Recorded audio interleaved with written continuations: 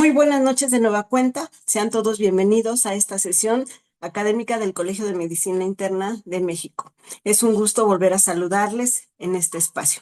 Y bueno, el próximo sábado 21 de septiembre es un día designado por la Organización Mundial de la Salud para difundir información acerca del Alzheimer. Y sin duda, bueno, esto puede ayudar a generar mucha más divulgación, no solo para concientizar a la población en general, a los familiares de quienes padecen esta enfermedad, sino también a la comunidad médica.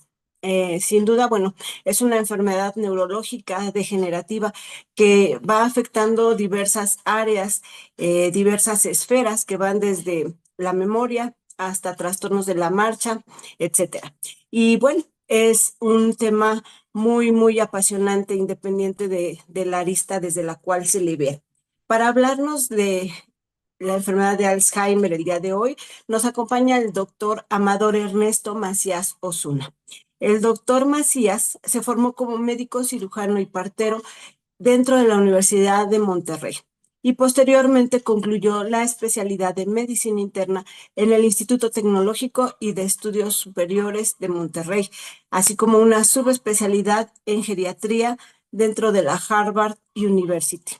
Es autor de diferentes publicaciones, también de diferentes capítulos en libros, y siempre nos lleva interesantes trabajos de investigación y casos clínicos a los congresos. Información que con gusto nos comparte cada vez que lo vemos. Y por supuesto también tiene una alta especialidad en enfermedad de Alzheimer en la unidad de Alzheimer y otros trastornos cognitivos de la Universidad de Barcelona. Por supuesto, un experto que nos hablará de este importante tema en esta noche. Adelante, doctor Macías, le escuchamos.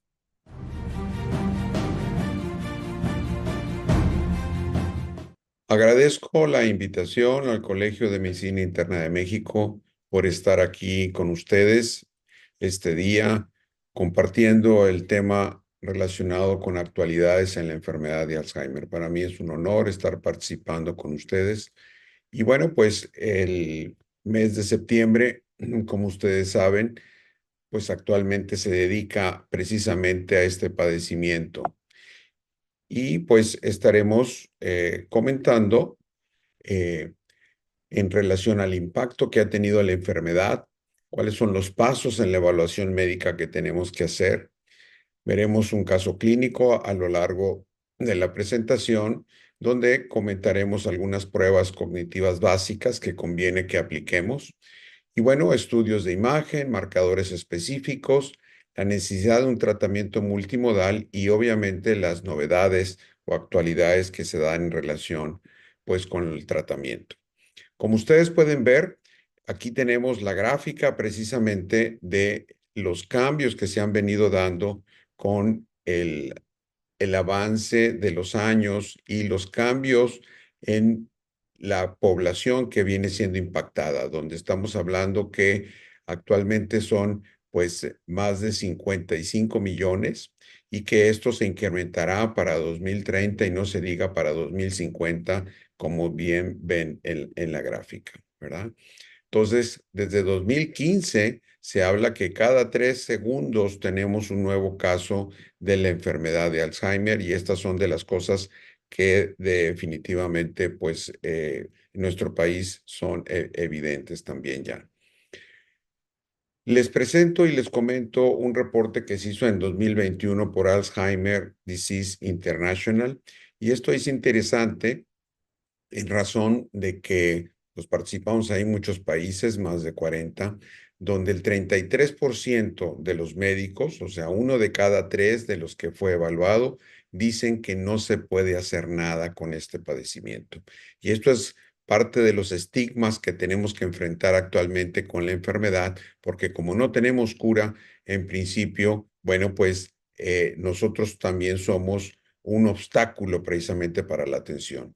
Y en esa estadística, ustedes pueden ver cómo la mayoría viene siendo el médico de primer contacto, el que realiza la evaluación o se acude. Posteriormente viene el neurólogo, luego estamos en geriatría y aquí no se ve medicina interna, pero pudiera ser que haya estado involucrado en también la área de especialidad o de medicina de primer contacto, ¿no? Pero esto es parte de las cosas donde en otros países pues queda más diluido a veces la medicina interna, ¿no? Y luego ya en 2023 se menciona que y se insiste cada vez más en la importancia de reducir el riesgo y que nunca es muy temprano, nunca es muy tarde precisamente para poder intervenir. Y pues les conmino a que puedan entrar a Alzheimer Disease International y vean este reporte de 2023, donde precisamente se detalla ahí los diferentes factores que nos están influyendo para trabajar en las cuestiones ahí de prevención, ¿no? La clave para llegar mejor, obviamente, es trabajar en cuestiones de prevención y ya no solo con nuestros pacientes, sino para nosotros mismos, ¿no? Desde 2011 empiezan a aparecer estas imágenes donde hablamos de que la demencia, pues la podemos diagnosticar, pero antes tenemos lo que se llama el mild cognitive impairment o deterioro cognitivo leve y se establece la etapa preclínica de la enfermedad. Vemos cómo tenemos en la línea que es continua, que el proceso de envejecimiento adecuado sería el ideal y el individuo que empieza a tener deterioro cognitivo con estas líneas punteadas, obviamente es el decaimiento que se va teniendo con el paso del tiempo, ¿no? Entonces, comentaremos un caso que son de las cosas que seguramente muchos de ustedes están teniendo durante la semana. Y aquí tenemos a la señora Juana, 72 años, ella es viuda, un hijo de familia y tiene pérdida progresiva y paulatina de la memoria para eventos recientes desde hace 1 o 2 años y asiste a nuestro consultorio para la evaluación. Y aquí vemos antecedentes importantes que vamos a tener en mente. La preparatoria completa, lo cual esto le da una situación de educación que en principio debe tener soporte para las evaluaciones cognitivas que hagamos, donde esto nos ayuda definitivamente. Aquel individuo que tiene menos de 5 años de primaria, pues definitivamente nos influye precisamente que haya un sesgo en las evaluaciones cognitivas que pudiéramos hacer. El ser hipertensa, el ser diabética, la dislipidemia, situaciones que son el pan de cada día precisamente en nuestra población y que nos hablan de factores de riesgo vascular. Y por otro lado, también habla de que tiene insomnio. Hay pérdida de peso en los últimos meses y esta es una de las características que solemos ver en muchos padecimientos. Uno de ellos es el deterioro cognitivo. No puede llevar sus gastos y finanzas. Es independiente para las actividades de la vida diaria básicas y estos son de las cosas que ahondaremos que es importante que podamos revisar. Y luego refiere no tener ilusiones al futuro. Y entonces con estos aspectos nos puede hacer sospechar la posibilidad de que traigamos pues una depresión también. En la exploración física ella es cooperadora, repetitiva, está bien vestida, aliñada, factores que nos ayudan, ¿verdad? Sobre todo porque al ser un varón, el que la lleva a veces no están tan al pendientes de sus detalles personales. Trae una cifosis mínima y esto quiere decir levántate y anda, get up and go, de 13 segundos, lo cual es aceptable, aunque había un poquito de pérdida de balance. Y luego la hemoglobina glicosilada en 7% para una mujer en esta edad se considera aceptable.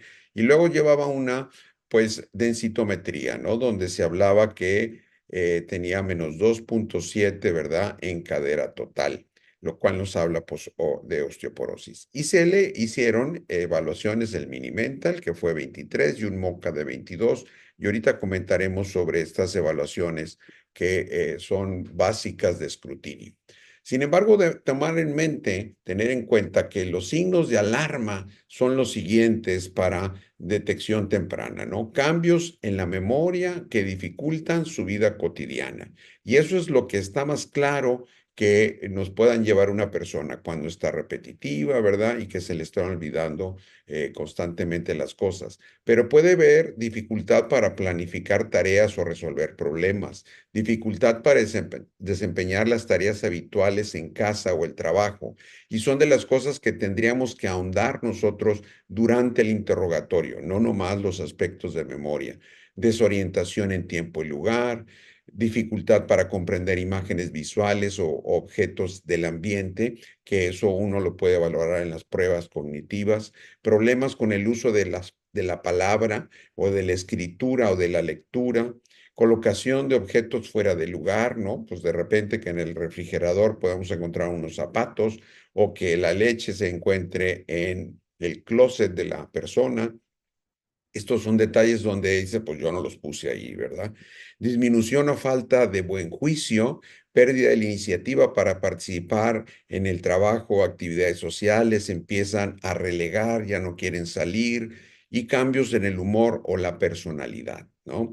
Entonces, de estos aspectos, pues tendremos que ir viendo qué es lo que nuestro paciente pudiera tener, y este listado es interesante para cuestionar al familiar. Entonces, ¿cómo hacer el diagnóstico clínico?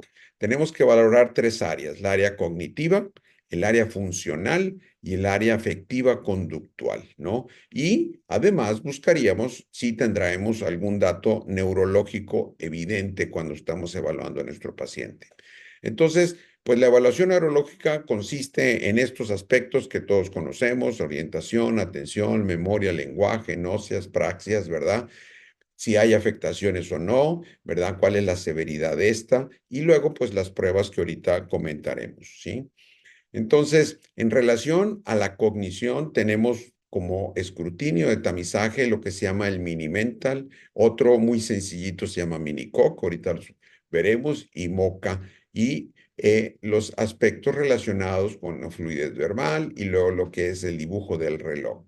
Esta es una prueba que suelen aplicar sobre todo neuropsicólogas y que tiene la ventaja que se puede estandarizar de acuerdo a la educación que tenga nuestro paciente, ¿no? Si hizo profesional, si es de bachillerato, si es de secundaria, ¿no?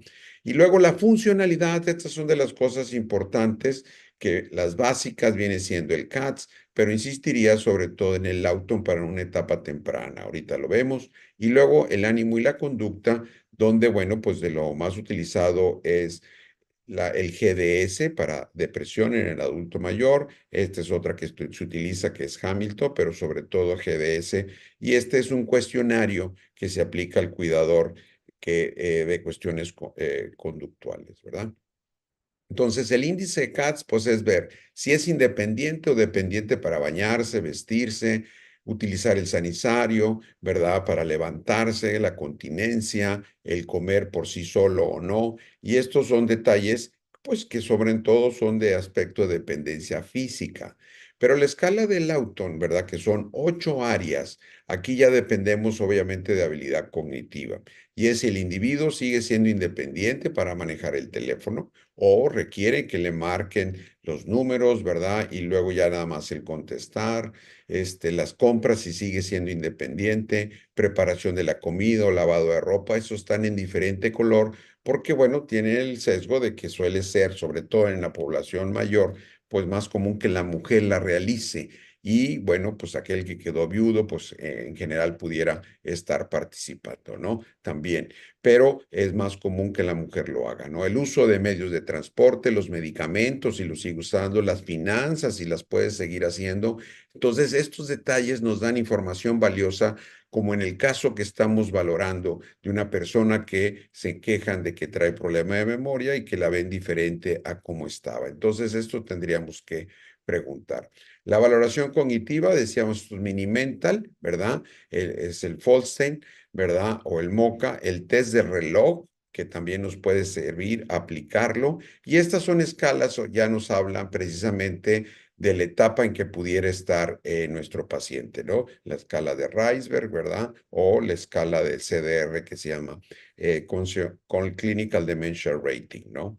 Este, y bueno, pues vemos que ya están validadas todas estas pruebas, como viene siendo el Minimenta desde hace mucho tiempo, y este es en general, son 30 puntos que se hacen. Ha sido muy criticado esta escala a lo largo del tiempo porque se le da mucha importancia, por ejemplo, de esos 30, 10 son orientación en tiempo y en lugar, y otras cosas más importantes como la memoria, pues tienen menos puntos relacionados con esto, ¿no?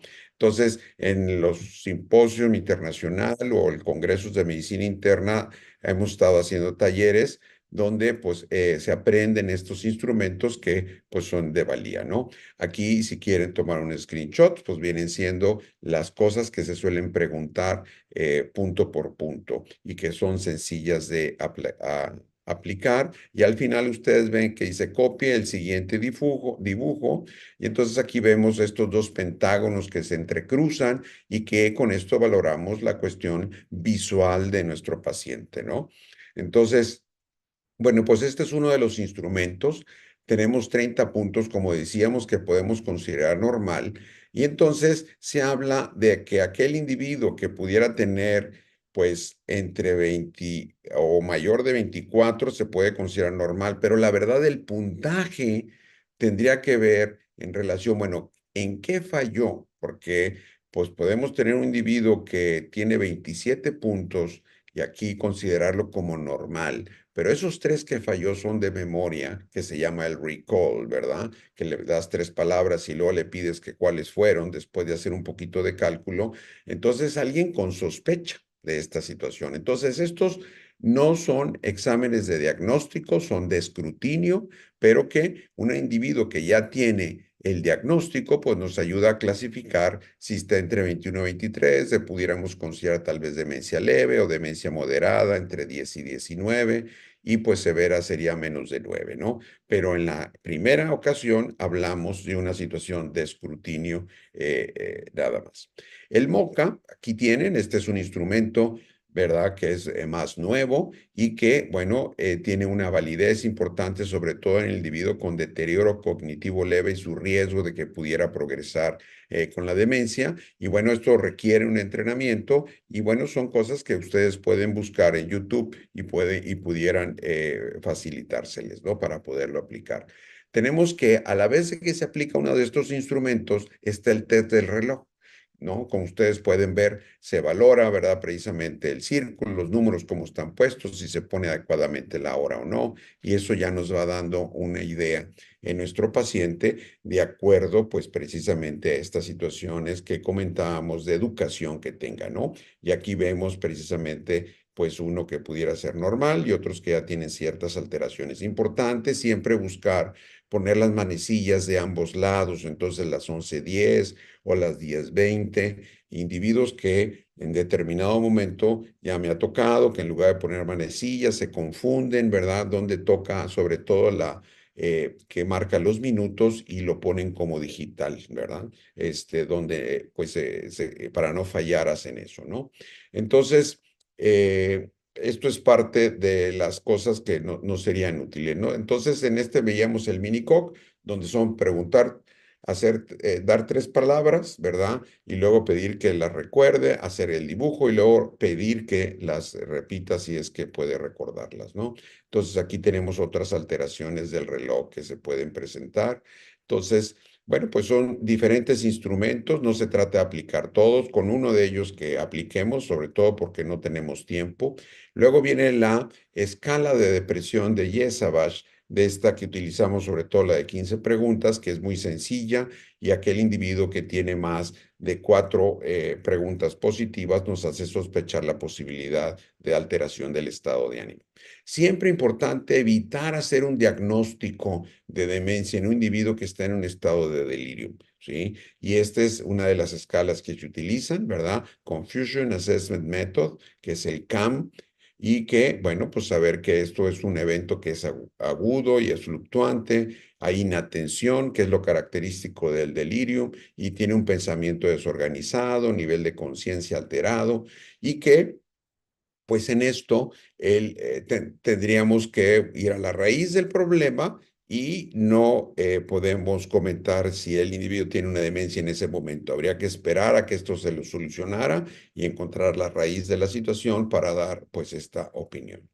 Siempre en esta cuestión de evaluación es fundamental, aparte de las evaluaciones que estamos haciendo y el examen clínico, pues el apoyo del laboratorio, ¿no? La función tiroidea fundamental en el adulto mayor, la posibilidad de tener un hipotiroidismo subclínico ahí presente. Ahora alguien que está con la sospecha, como en nuestro caso, de la posibilidad de que pudiera tener depresión, tal vez ya esté tomando un inhibidor de recaptura de serotonina. El sodio pudiera ser una de las alteraciones que se presente y eso tendríamos que descartarlo. Lo mismo problemas pues del calcio, ¿no? No se diga descompensaciones de glucosa y bueno, pues vemos otras cosas básicas como se suele pedir nivel sérico de B12 y ácido fólico también para descartar alteraciones, ¿no? Este es el doctor Ailos Alzheimer, ¿verdad? Y este es Augusta, la primera paciente que describe, y pues en 1906 es cuando se hace la primera publicación de este caso y pues a pesar de que describió otros, con este pues pasa precisamente a la historia el doctor. En tener en mente que no solamente son las cuestiones, como decíamos, cognitivas, sino también las cuestiones conductuales. Ahora ya sabemos que son causa de inicio de que pudiera haber deterioro cognitivo y entonces tenerlo presente también las conductas. Entonces, siempre es fundamental con este contexto buscar ir teniendo un diagnóstico diferencial. No todo es Alzheimer, ¿verdad? Muy claro. Y entonces, en la evaluación física, buscar datos focales en el paciente. Hay defectos visuales, hay hemiparesia, hemiplegia, hay hemianestesia. Los datos extrapiramidales, si hay rigidez, si hay temblor, movimientos anormales en nuestro paciente, cómo está la marcha, como ya veíamos en el levántate y anda. Entonces, en este diagnóstico diferencial, si no tenemos signos neurológicos o tenemos signos neurológicos cuando hacemos la evaluación del paciente, sobre todo en etapas tempranas, que es donde tendrían más peso, pues nos pueden ir orientando. Entonces, aquel individuo que tiene datos neurológicos iniciales, pues tendríamos que pensar en un origen vascular, si tiene una hemiparesia, una hemiplegia, ¿verdad? Si tiene estas cuestiones de alucinaciones que está teniendo nuestro paciente, trastornos motores leves, pues una posibilidad de cuerpos de Lewy o que esté asociado a enfermedad de Parkinson, los trastornos visuales, como veíamos la parálisis supranuclear progresiva, la hidrocefalia normotensa, esa triada, ¿no? De trastorno de la marcha, incontinencia urinaria, ¿verdad? Y trastornos de cognitivos como la memoria, son de esa triada que se suele presentar y que ir progresando en los últimos meses. Bueno, pues sí tendríamos que hacer la prueba de Hakim, que es la punción lumbar, tratando de ver si al descomprimir o bajar esa presión mejoran los datos motores y de desempeño de nuestro paciente, pudiera ser interesante el que se pudiera utilizar una válvula de Pudens y mejorar, ¿no? Entonces, trastornos del movimiento, como vemos aquí con este otro tipo de alteración. Entonces, estos son datos que nos pueden ser útiles. Aquel individuo que está muy bien, no trae datos motores, como veíamos, de primera instancia lo que tendríamos que pensar es enfermedad de Alzheimer. Y aquel individuo que tiene pues trastornos conductuales y no tanto en la memoria, pues que está desinhibido, pues nos hace pensar tal vez en la demencia frontotemporal, ¿no? Entonces, vemos aquí algunos personajes que han tenido impacto en la cinematografía, ¿verdad? Y que han desarrollado demencia con el paso del tiempo, ¿no? Importante los estudios de imagen, ¿no? Entonces, como comentábamos, primero es la evaluación que nosotros hacemos con la historia clínica, hacemos nuestro examen médico, y clínico, y la evaluación neuropsicológica, en parte es esto escrutinio que les he mencionado con Minimenta, Lomoca, ¿verdad? La evaluación del estado de ánimo, pero también tenemos el complemento de neuropsicología. Entonces, aquellas personas que pueden dedicarle pues más tiempo, ¿verdad? Más detallados, están entrenadas y entonces aquel individuo que está incipiente, que está dudoso, siempre será interesante tener la opinión de neuropsicología donde nos detalla todas las diferentes áreas que pudiera tener alteración y nos sirve de base, dice 2024 aquí estás, 2025 cómo han ido evolucionando las cosas.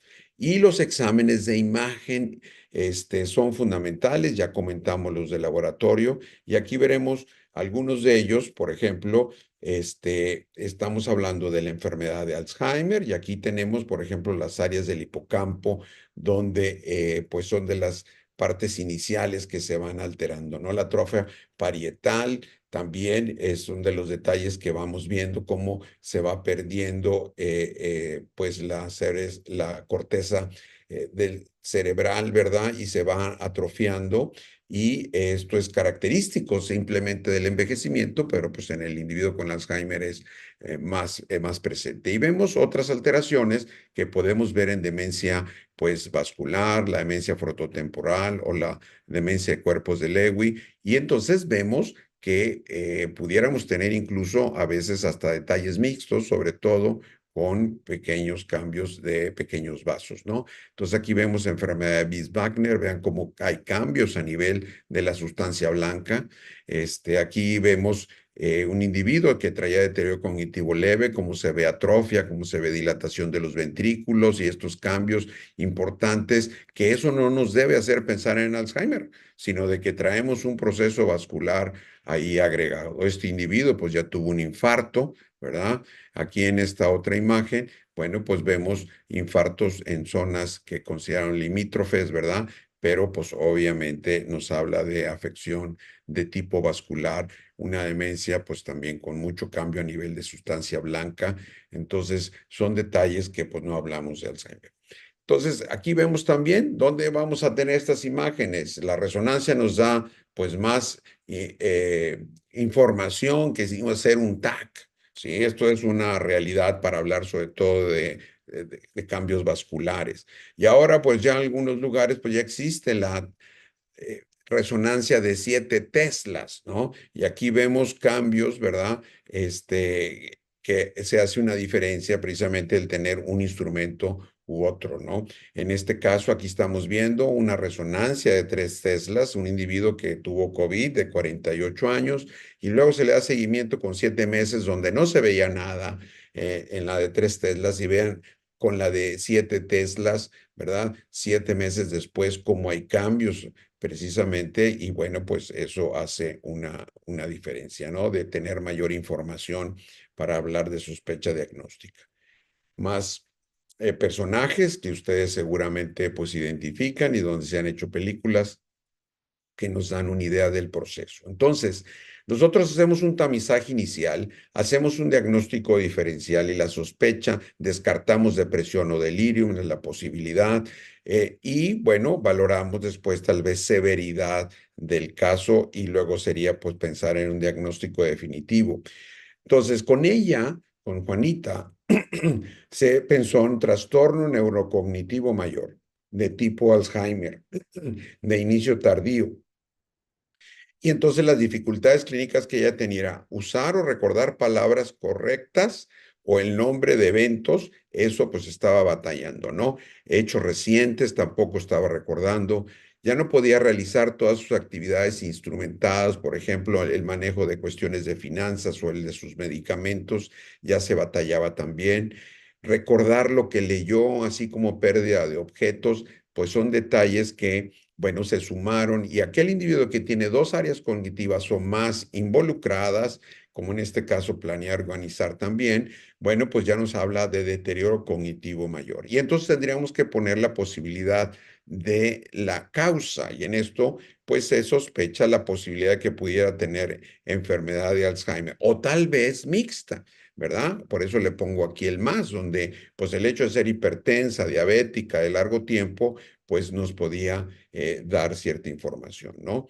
Entonces vemos también detalles que suceden en ella y que tendríamos que pensar en estos pacientes, pues el uso de sus medicamentos, ¿no? El tratamiento actual ella tomaba losartana, torvastatina, glipicida y metformina, la solfenacina, él tomaba ginkgo biloba, difenidramina para dormir, y entonces aquí es donde podemos nosotros hacer una intervención, pues que nos pueda hacer útil precisamente para tener menos impacto con efectos anticolinérgicos. Entonces ustedes piensen, ¿cuáles yo modificaría de primera instancia nomás de verlos, ¿no? Y estas son de las cosas que en geriatría pues le encanta a uno, ¿verdad? Pensar en esa posibilidad y entonces pues esto se lo estaban dando para sus cuestiones urinarias y la difenidramina para la cuestión del sueño y que son cosas que nos pueden impactar por el efecto anticolinérgico, ¿verdad? Que tienen estos pacientes. Vayamos a la raíz del proceso. Entonces, estamos hablando que nosotros llegamos a hacer el diagnóstico de demencia, pero antes han pasado probablemente 20, 25 años. Y no nos hemos dado cuenta del proceso. Lo que se sabe es que empieza el depósito del amiloide, esto nos activa la microglía y entonces se produce o se inicia el proceso inflamatorio, se van creando los ovillos neurofibrilares que describió el doctor Alois Alzheimer, se describe pérdida neuronal, precisamente de los neurotransmisores, y entonces empiezan los síntomas y nosotros nos estamos diagnosticando, pues no muy tempranamente, el proceso de la enfermedad. Aquí vemos cómo el amiloide pues se ha considerado la causa, pero vean cómo el individuo que tiene una cognición normal en la parte baja o aquel que trae trastorno subjetivo de la memoria, bueno, pues empieza con ese depósito del amiloide y todos vamos teniendo con el paso de los años, como ustedes pueden ver. Pero la gran diferencia es el individuo que tiene la enfermedad de Alzheimer, la cantidad de amiloide es más importante. Y entonces, pues se necesitan aparatos que puedan medir, ¿verdad? La cantidad de amiloide que se pueda tener. No por tener amiloide ya vamos a decir que tenemos Alzheimer, ¿no? Entonces, esto es importante. Y aquí en estas diapositivas vemos precisamente cómo empiezan estos primeros cambios del depósito de esta proteína, cómo va avanzando con el paso del tiempo. Fíjense dónde están los primeros síntomas y ya la diseminación que se va teniendo y lo que continúa. Aquí estos son los llamados biomarcadores, A de amiloide, T de tau y N de neurodegeneración. Eso es lo que empezó a hablarse cuando hablábamos de investigación. Y entonces aquel individuo empezaba en una etapa preclínica, ¿verdad? Todavía no estaba empezando con síntomas, ¿verdad? Y tenemos un amiloide positivo, un tau negativo y neurodegeneración negativa. Va pasando el tiempo, probablemente ya empezó con aquí algunos trastornos subjetivos de la memoria y entonces ya aparece el tau en estos biomarcadores, pero no la de neurodegeneración. ¿En qué se habla de neurodegeneración? La podíamos ver en una resonancia con la atrofia que mencionábamos previamente o con el PET de glucosa que tiene hipocaptación, ¿no? Y pues el amiloide a través de estos marcadores de amiloide y el tau también a través de marcadores ya sea por PET o en líquido cefalorraquídeo. Y entonces ven cómo está el deterioro cognitivo leve aquí y ya hemos avanzado teniendo amiloide y tau muy probablemente. Y luego, pues cuando ya hay deterioro cognitivo leve, pues ya empieza a ver los datos de neurodegeneración en imagen. Entonces, la enfermedad de Alzheimer, hay quien dice, bueno, pues esto es del adulto joven y que va avanzando en la medida, bueno, que se va haciendo manifiesta. Pero los nuevos criterios que aparecen el año pasado nos dicen que la enfermedad de Alzheimer debe ser definida biológicamente y no basada en síndromes clínicos, como lo estuvimos describiendo. Entonces, ya esto nos va a cambiar la perspectiva. La enfermedad es un continuo que inicia con patología en el cerebro en forma asintomática y progresa a través de etapas que son el incremento de la patología cerebral y que se manifiesta precisamente con progresión clínica. Y entonces estos diagnósticos previos 2011 y 18 pasan a la historia a estos que aparecen en 2023. Perdón, un momento. Y pues ahora en 2024 aparecen los nuevos ya publicados. En el 2023 era una propuesta y esto es una realidad ya ahora en julio. Y la novedad sobre todo es que estos biomarcadores que estamos hablando del PET y a través del líquido cefalorraquídeo que pudiéramos tener, bueno, se está cambiando a que puedan ser en sangre periférica. Y esta es una situación que, bueno, pues definitivamente nos hará un diagnóstico más temprano. Aquí tenemos, bueno, pues cómo está el PET, ¿verdad? Un PET normal de captación y aquí ya empezamos a tener hipocaptación en las diferentes regiones parietotemporales, que nos indicaban la posibilidad y orientaban a hacer el diagnóstico de demencia de Alzheimer y esta la frontotemporal, ¿verdad? Sin embargo, pues es un estudio costoso, estamos hablando alrededor de 30,000 pesos, 28,000 pesos y pues que es para pues tercer nivel. Y luego la punción lumbar era lo más sencillo, tomar líquido precisamente para mandar estos marcadores Estados Unidos o tal vez España y tener el nivel de beta amiloide y de tau como posibilidad diagnóstica y que en muy pocos lugares se hacen aquí en el país. Entonces, siempre que tengamos un paciente con estas características, tengamos trastorno neurocognitivo mayor, tenemos que enfocarnos en el tratamiento de las comorbilidades, que no esté descompensado porque eso acelerará su deterioro. Buscar la posibilidad de la desprescripción de medicamentos, como ya mencionábamos, todos los efectos de tipo anticolinérgico, aquello que cede al paciente, ¿no? La enfermedad neurodegenerativa subyacente, pues tratarla. Ahorita comentaremos lo específico de esto. Y bueno, adelantarnos en la situación de educación, sobre todo a los familiares, ¿verdad? El reconocimiento de problemas de seguridad, la cuestión del manejo del automóvil en algunos pacientes, y esto es fundamental, ¿no? La necesidad de educación y soporte precisamente en las familias. Entonces, deberíamos influir cada vez más en prevenir. Todo individuo que tenemos desde los 40 en delante, diabético, hipertenso, obeso, síndrome metabólico, es un individuo que tiene alto riesgo para que vaya teniendo proceso neurodegenerativo y que tendríamos que trabajar en prevención con ellos, ¿no? Entonces, pues estamos evolucionando que probablemente luego tengamos así como un glucómetro, pues una muestra periférica de sangre y donde podamos tener ahí la detección de estos biomarcadores como es el tau fosforilado 217, ¿verdad? Y la relación del beta amiloide 40-42 como posibilidades ya para poder hacer un diagnóstico, ¿no? Entonces, pues esto es ya lo que estamos viendo en la literatura, cómo estos medidas a nivel de sangre periférica han avanzado, están siendo confiables y que, bueno, pues nos aumentan la posibilidad de certeza diagnóstica, ¿no? Y entonces esto hace que hay un cambio en la clasificación de biomarcadores. Hablamos del ATN. Ahora ya se habla precisamente de estos marcadores core, que son solamente el amiloide y el tau, ¿sí? Y estos son la relación beta 40-42, que pueden ser en líquido cefalorraquídeo, pueden ser en sangre periférica, y el tau, ¿verdad? Fosforilado 181,217, o que pueden ser por imagen, que serían más costosos, ¿no? Que es el PET de amiloide o el PET de tau.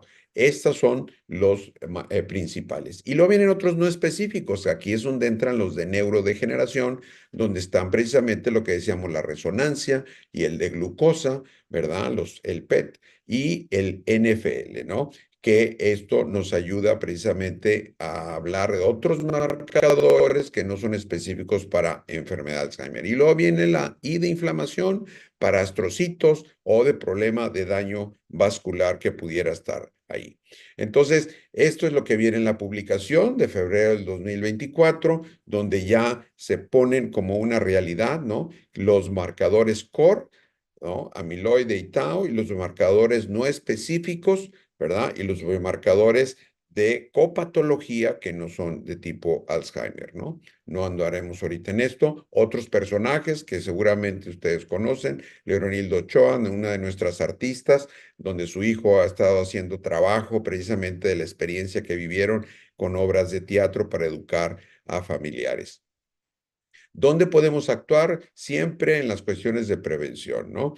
Y esta es una de las cosas que más se insiste, y aquí tenemos precisamente el estudio, pues 1066, que ha dado información sobre Latinoamérica, pero vean cómo en la etapa de vida, estamos hablando desde la educación, la baja escolaridad tiene un impacto muy importante para nosotros, en el adulto y en el adulto mayor, ¿no? Y se habla que de hasta 56% pudiera ser prevenible precisamente para nosotros en Latinoamérica. Esto fue una publicación en el 2020. Esta es la más reciente que se acaba de hacer ahora en julio de 2024, y donde aparte de estos 12 que mencionaba anteriormente, se agregan dos más, como son las alteraciones visuales, tratar de corregirlas, y lo otro viene siendo el control de los lípidos en el adulto joven.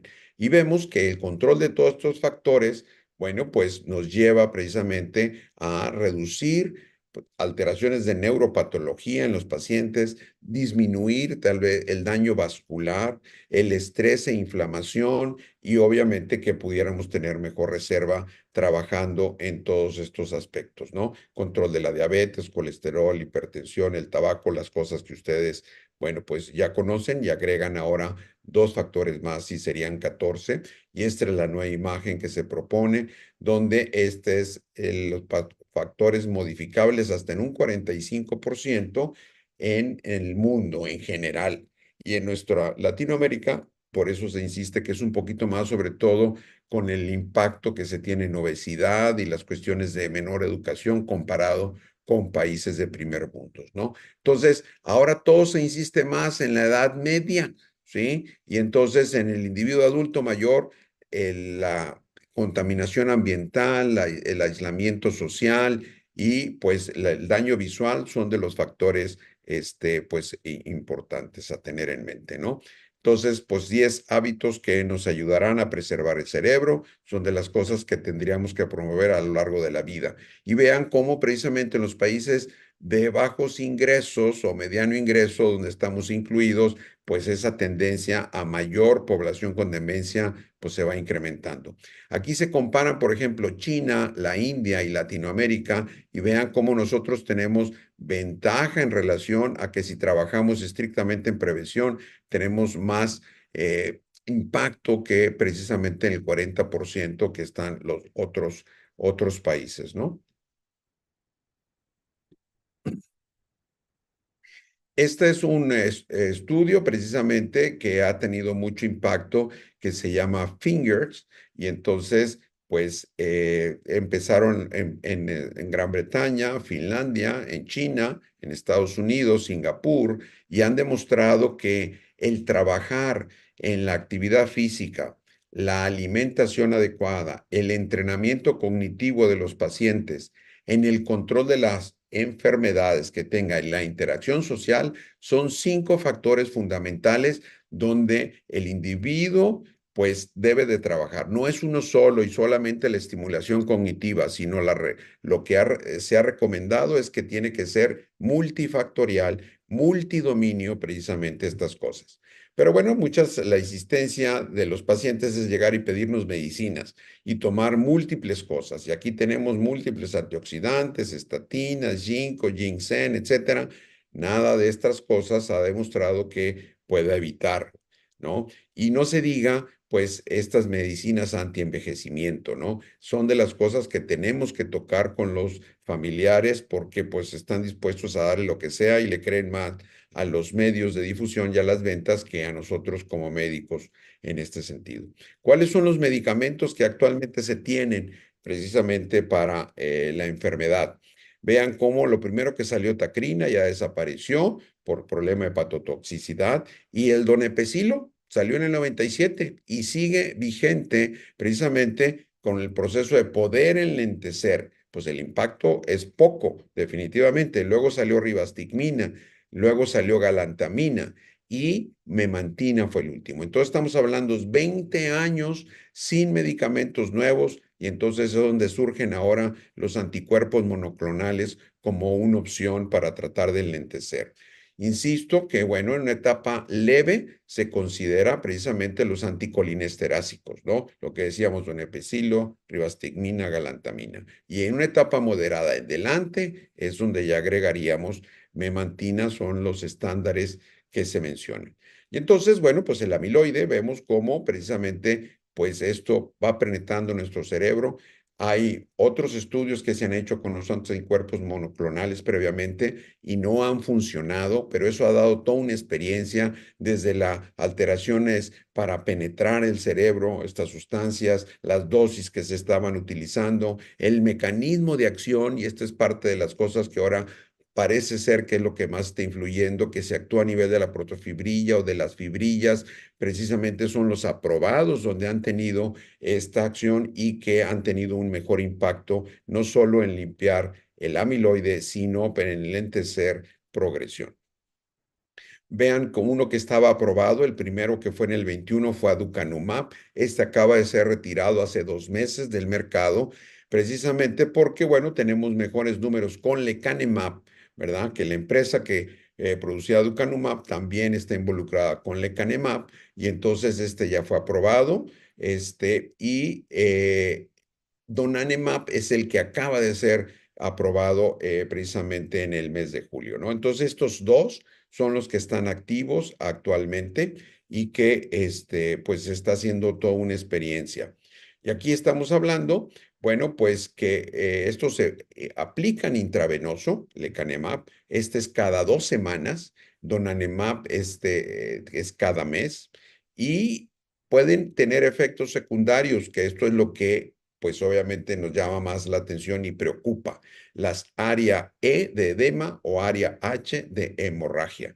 Y vean que hay una diferencia entre uno y otro. Generalmente se presentan en los primeros 3 meses estas situaciones y como, bueno, las reacciones durante la infusión, pues son menos precisamente con donanemab. Y vean el enlentecer la progresión, hablamos de un 27% a los 18 meses y un 35% con donanemab a 18 meses, que es donde se han hecho pues los estudios. Aquí vemos cómo este enlentecimiento del deterioro en actividades o evaluaciones clínicas, ¿sí? Que era la crítica que se hacía con aducanumab en la anterior, donde sí se limpiaba el amiloide del cerebro, pero los cambios clínicos no fueron significativos y en estos pues sí ya causan una diferencia, ¿no? Aquí vemos precisamente estos cambios en la evaluación clínica de los pacientes. Y bueno, pues en donanemab vemos como en este uso precisamente de 18 meses, el retraso que se pudiera tener es de 5 a 6 meses en el deterioro cognitivo. Y estas cosas como que suenan que es poca cosa, y esa es una de las realidades que se está viviendo, ¿no? Entonces, bueno, pues estamos salvando después de 18 meses y estarte aplicando cada 15 días o cada mes estas sustancias que pudieras enlentecer solamente este tiempo, ¿no? Eh, Vemos aquí los efectos y esta es el punto de cuidado donde está el área E de edema, como les decía, o de hemorragia, ¿no? Que el individuo puede tener cefalea, confusión, cambios visuales, trastornos de la marcha, hay que ir a urgencias precisamente para descartar si hay o no un EBC en progreso y pues se está trabajando arduamente los radiólogos en tratar de diferenciar estos aspectos, ¿no? Aquí están los cambios que se ven en el área del edema y las pequeñas microhemorragias o la siderosis, que son efectos secundarios precisamente de estos tratamientos, ¿no? Ya están clasificados, ¿sí? La área E como leve, moderado y severa en relación a tamaño menos de 5 centímetros, menor de 5 a 10 o más de 10. Las microhemorragias menor de 4, de 5 a 9 y las áreas de siderosis, que bueno, pues esto es importante el seguimiento, los síntomas que pueden presentarse. Y aquí vemos diferentes casos, ¿no? Un individuo que estaba limpio y luego se presentó esta pequeña área de edema. ¿Verdad? Que fue moderado precisamente, estaba limpio aquí, limpio y acá también vemos otra área de edema que presentaron los pacientes y que en los que son leves se considera que pueden seguir su tratamiento, en moderado o severo pues se tiene que detener. Y la relación que hay y es el hecho de que aquellos individuos que son ApoE homocigotos, o sea, que tienen tanto el del padre como de la madre, el ApoE4 positivo, tienen más riesgo de tener estas reacciones, ¿verdad? A nivel del sistema nervioso central. Aquellos que no son portadores de ApoE son individuos que tienen mucho menos riesgo de tener estos efectos de edema o microhemorragias y entonces es parte de la evaluación que tenemos que hacer. Aquí vemos estudios con lecanemab, donde ya se está usando en forma subcutánea, precisamente para tratar de evitar la cuestión intravenosa y pueda ser más sencillo. Y bueno, todavía no sale al mercado y los estudios hablan de que pudiera ser factible.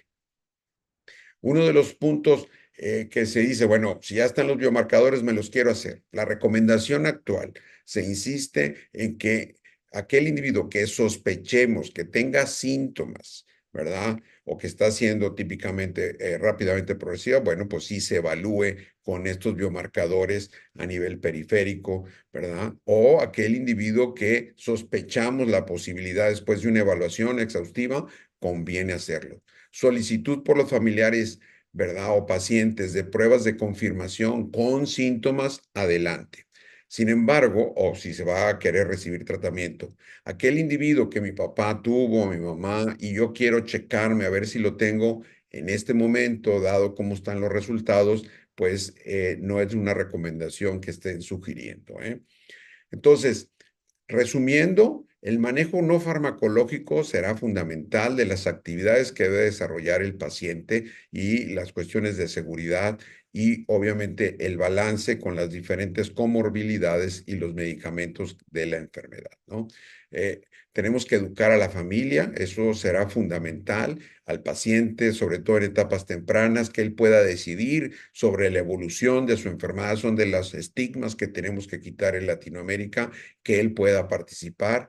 Tenemos que hacer una atención centrada en el paciente, prevención de accidentes, formas de tratamiento no farmacológicos deben estar siempre implícitas, sobre todo para trastornos conductuales, establecer unas rutinas en la vida diaria, en el desempeño, el control de de la multimorbilidad, como ya mencionábamos, fundamental, ¿no?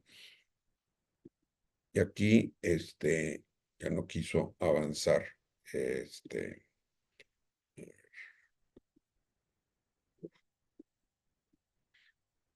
ahí está. Entonces, bueno, pues nosotros ya tenemos en la Asociación Alzheimer de Monterrey un poco de tiempo trabajando, ya se acercaron los 25, vamos hacia los 30.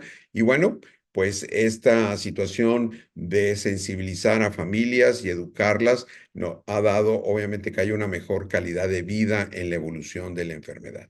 Recuerden dar siempre lo mejor de ustedes y lo mejor vendrá porque estos pacientes requieren pues definitivamente más tiempo dedicarle al cuidador en su atención. Reciban un abrazo desde Monterrey, Nuevo León, y pues estamos listos para las preguntas que nos puedan realizar. Gracias por acompañarnos una vez más en estas sesiones que con mucho gusto el Colegio de Medicina Interna prepara para todos ustedes.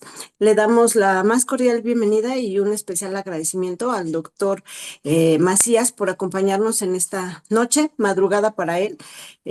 Una brillante ponencia. Hemos recibido hasta el momento muy buenos comentarios al respecto. Y bueno, gracias por haber dedicado este tiempo para los colegiados y sobre todo, insisto, estar conectado a esta hora de la madrugada allá en Barcelona, que bueno, como todos sabemos, bueno, sigue preparándose en estos temas de Alzheimer. Doctor Macías, ¿nos quiere dar un mensaje de bienvenida, por favor? Bueno, antes que nada, agradecer la invitación, doctora. Muy contento y sobre todo que estén conscientes precisamente de estas fechas, que es el mes de septiembre, donde se crea y se intenta dar una mayor difusión a esta patología que es una pandemia, una realidad, algo que para nosotros en Latinoamérica cada vez está teniendo más peso y que estemos conscientes de que estamos en una nueva época, ¿verdad? Esta es una situación que, bueno, está creando sensibilidad en razón de que no son los números que quisiéramos con las nuevas sustancias antiamiloideas, pero esto ya está, ¿verdad? De que vamos a tener pronto, porque ahorita en Latinoamérica no tenemos todos estos sistemas que comenté en relación a un diagnóstico tan sencillo de una muestra periférica, pero esto ya viene en camino y muy probablemente pues no se va a detener y que pues será un poco de tiempo para tener la accesibilidad, ¿no? Entonces necesitamos estar preparados como internistas precisamente a que nos estén llevando a pacientes adultos mayores, sobre todo con cambios en la memoria, problemas en la conducta, y que podamos estar sensibles a hacer un diagnóstico incipiente, al menos de deterioro cognitivo leve o moderado, ¿verdad? Para poder recomendar a las familias siguiente paso. Ok, doctor, muchísimas gracias. Gracias por por su saludo y por su comentario inicial. También damos muchas gracias a la doctora Blanca Rodríguez, que nos acompaña en esta noche en la moderación.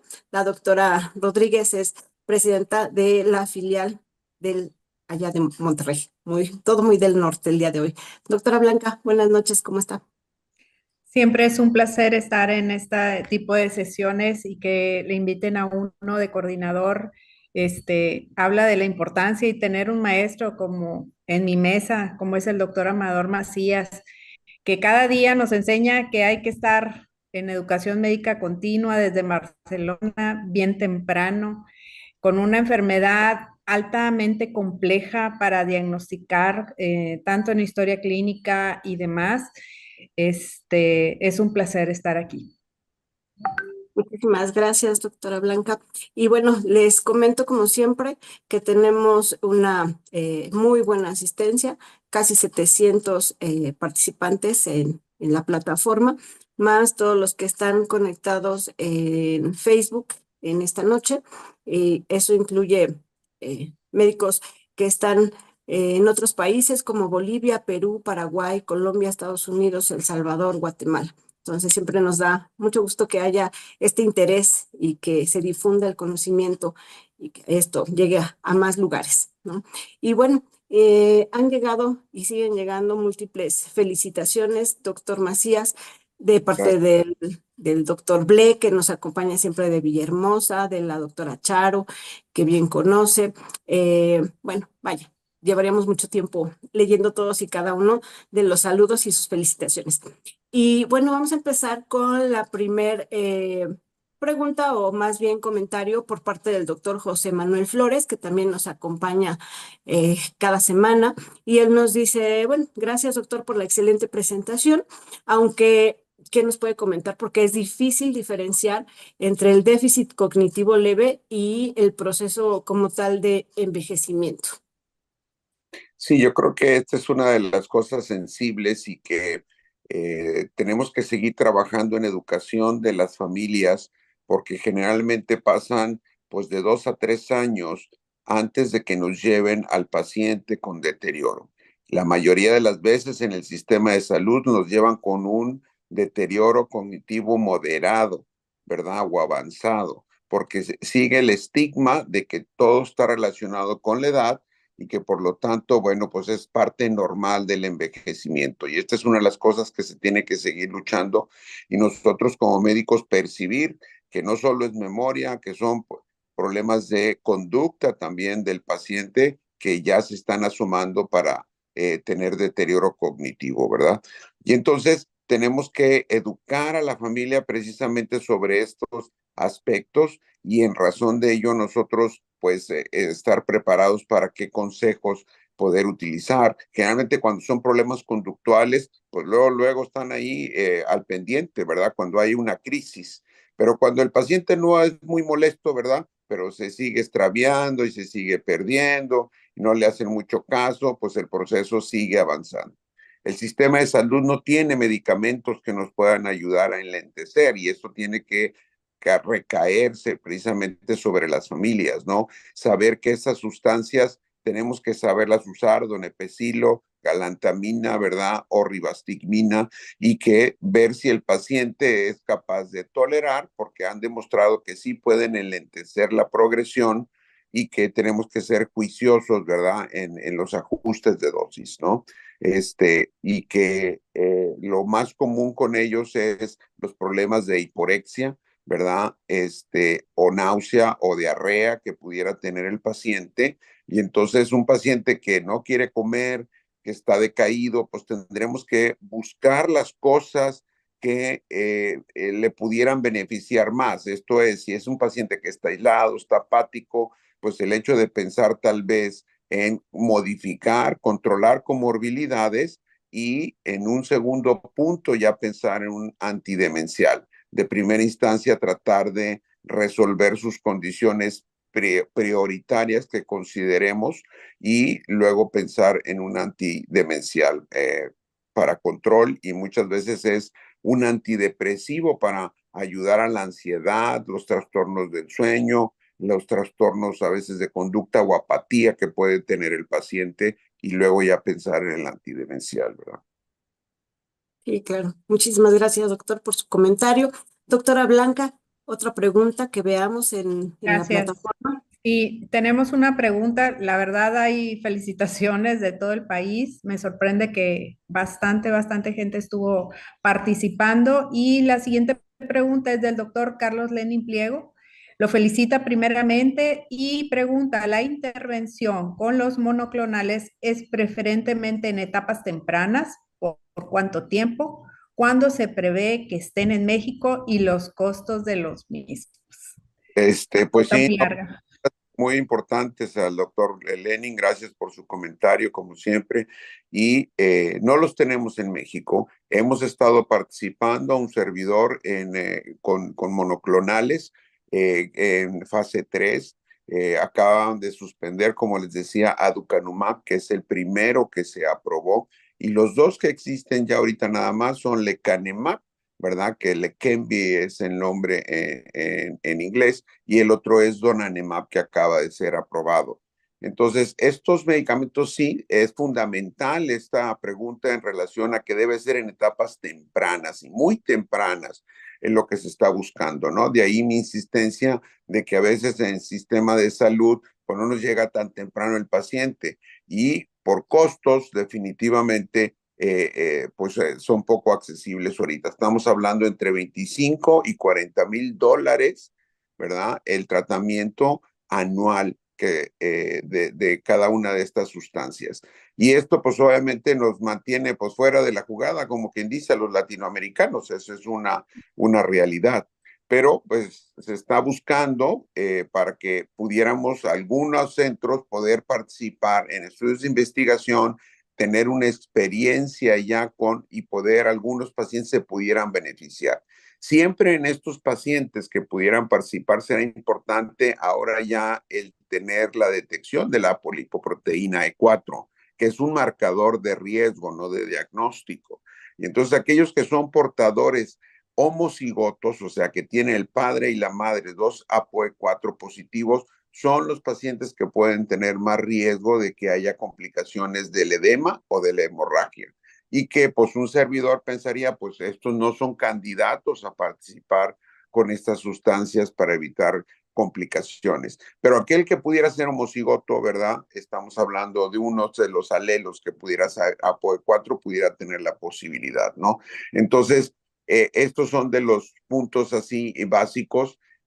Hay gente que se acerca con uno, que estamos otros cerca de frontera, y entonces pensarían, a ver, no lo tengo aquí, o si se les ofrece un estudio de investigación, dices, yo no quiero el placebo, yo quiero entrar y tomar directamente el medicamento y tengo el recurso, pues uno sugiere ya que puedan acudir a Estados Unidos, a algún centro, a poderlo utilizar, pero ya están abiertos y no tienen que ser allá en estudios de investigación, ¿no? Entonces, pues sí, son costosos, no se ve cercano que esto pueda llegar tal vez aquí, pero una de las cosas importantes, aparte de lo del medicamento, es la accesibilidad que podamos tener, pues, tal vez el año que entra, a muestras periféricas. En Monterrey ya podemos hacer muestra periférica y se pide una relación beta 40-42 que nos da un aproximado en aquel paciente que empieza a tener síntomas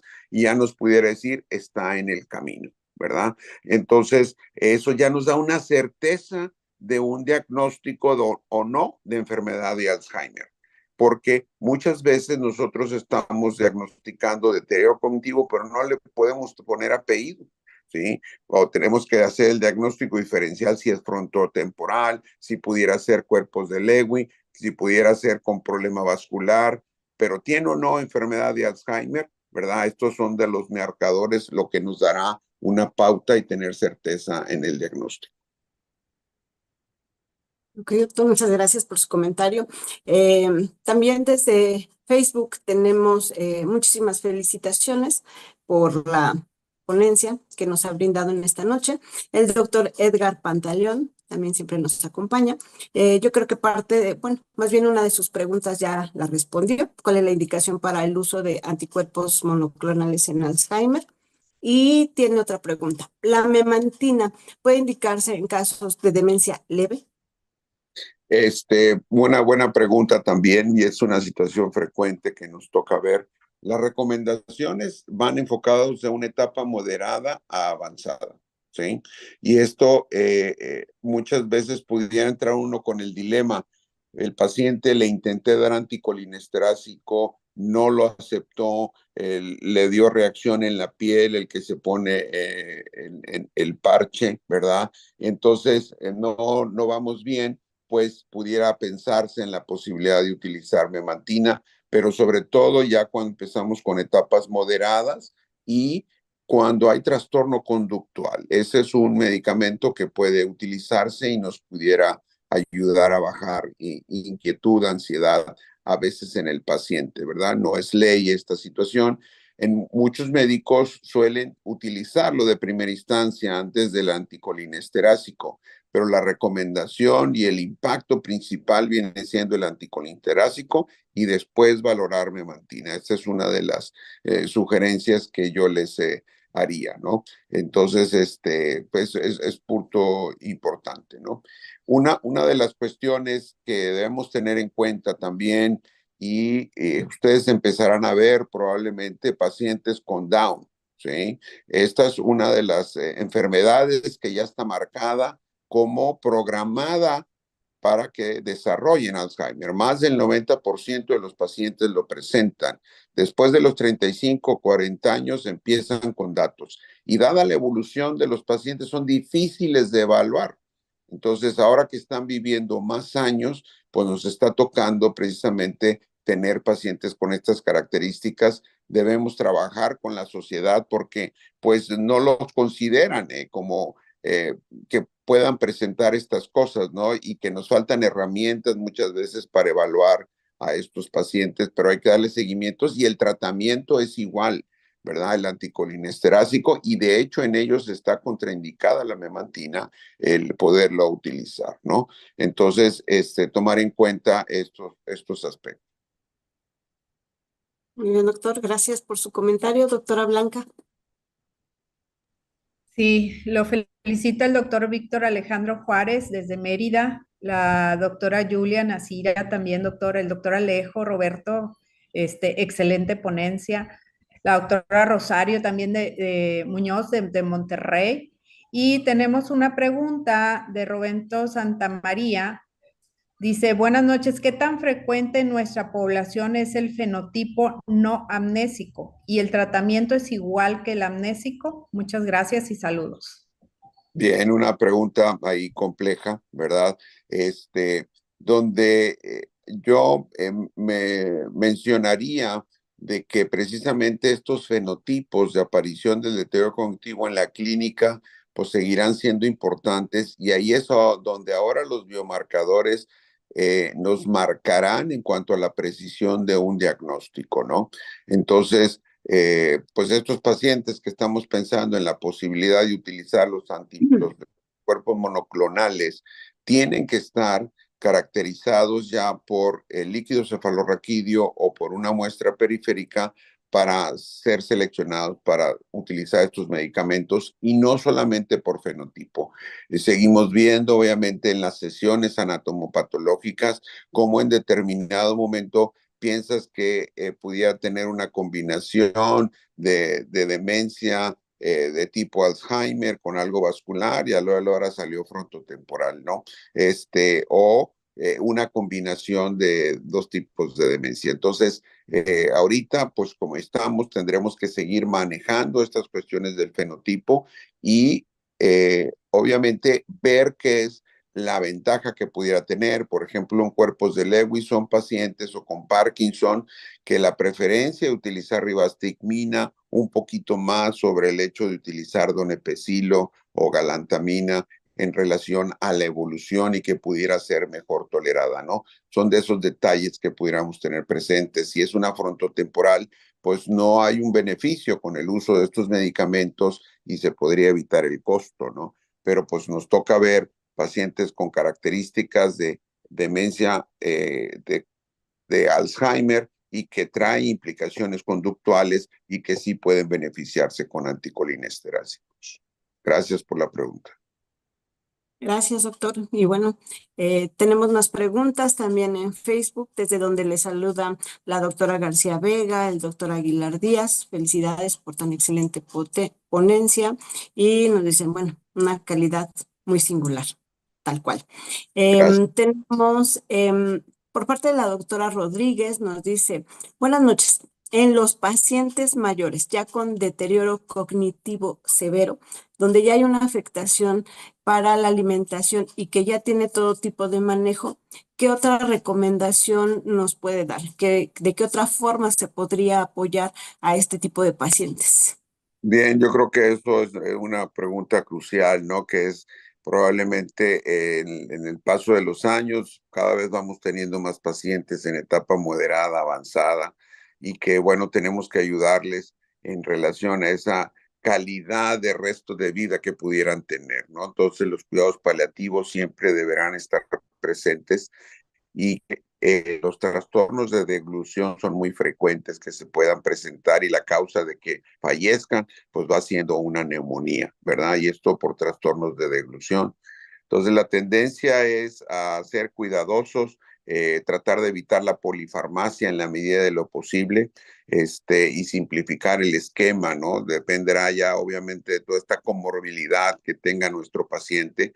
Pero bueno, por ejemplo, hay presentaciones sublinguales de memantina que pueden hacer más orodispersables, más accesible el utilizarlos, ¿no? Siempre estar al pendiente de valorar esto, como les decía, de los aspectos de deglución. La tendencia cada vez es menos a utilizar sondas de gastrostomía, ¿verdad? Claro, será finalmente una decisión familiar, pero el plus es relativo que se pueda tener con estos pacientes en cuanto a beneficio, ¿no? Entonces, pues sí, siempre ver hacia adelante, que el paciente puede estar tranquilo, que no tenga inquietud, que obviamente nos adelantemos a los problemas de la constipación, el estreñimiento, los problemas del sueño, insistir en la movilización de la familia para las posturas y evitar, obviamente, las lesiones o úlceras de decúbito. Eso será fundamental, ¿no? Entonces, ahí es el enfoque más que farmacológico, sobre todo a cuáles son las condiciones de nuestro paciente para que pueda ser beneficiado, ¿no? Muchas gracias, doctor, por su comentario. Eh, Doctora, tenemos más preguntas. Sí, sí, tenemos muchas preguntas, doctor. El doctor Francisco Zambrano da sus felicitaciones, excelente ponencia y tiene dos preguntas. En la prevención del deterioro cognitivo, ¿podríamos considerar el ser más cautos en la prescripción de anticolinérgicos ante pacientes con factores de riesgo? Y la segunda pregunta es el deterioro cognitivo. ¿Qué tanto afecta al sistema límbico, específicamente al hipocampo, ante el área de la música? Gracias. Pues dos preguntas muy importantes, felicidades y muchas gracias. Entonces, siempre el control de los anticolinérgicos será una de las prioridades y de las cosas básicas es el hecho de que aquellos pacientes con antigripales, la gente se adelanta y luego nos preguntan, ¿verdad? Ya les dieron antitusígenos o algún antigripal ahí, que luego el paciente es más susceptible de que entre en estado confusional, sobre todo en etapas moderadas y avanzadas. Entonces, prohibidos de primera instancia el utilizarlos lo más posible. Entonces, y el tratar de controlar esta polifarmacia que se tiene, el paciente utilizar lo indispensable. Y en la medida que va pasando, llegamos a una etapa avanzada, pues muchas veces suspendemos también el medicamento antidemencial. Y ahí es donde tendríamos que ir viendo qué tanto beneficio está proporcionando al paciente, ¿no? Entonces son de las cosas que debemos estar presentes. En la medida que controlemos comorbilidad, recuerden, es importante porque eso enlentecerá progresión de enfermedad. tienes un paciente diabético descompensado, hipertenso, ¿verdad? Con trastornos de infecciones de orina, es un paciente que va a progresar más rápido su deterioro cognitivo. Entonces son de las cosas que debemos de prever y tratar este control de las otras enfermedades y no es la prioridad, por tanto, muchas veces el medicamento antidemencial, ¿no? Para tenerlo presente.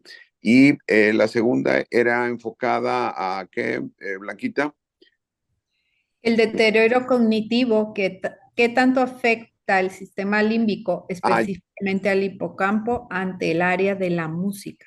sí, eso es una de las situaciones que nos ha tocado ver tal vez algún video precisamente donde la estimulación de la música nos puede ayudar a tener pues esos momentos tal vez de alegría, que se relaje nuestro paciente. Son recomendaciones en el paciente que está ansioso, que está inquieto, pudieran ser muy útiles, ¿no? Obviamente música de su tiempo que él disfrutó.